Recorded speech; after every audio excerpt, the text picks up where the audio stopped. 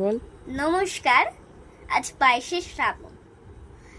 আজ কবিগুরু রবীন্দ্রনাথ ঠাকুরের মৃত্যুদিন উপলক্ষে আমি একটি কবিতা বলতে চাই।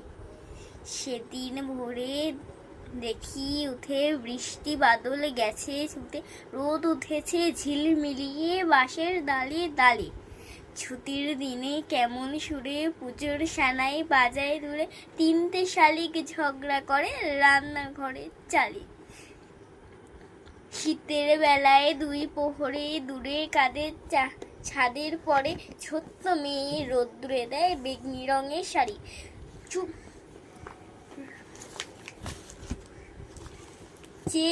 চুপ করে রই তেপান্তরের পার বুঝিয়েই, মনে ভাবে ওইখানেতেই আছে রাজার বাড়ি। থাকতো যদি মেঘে ওরা পক্ষী রাজের বাচ্চা ঘোড়া, যেতাম তারে লাগাম দিয়ে কষে।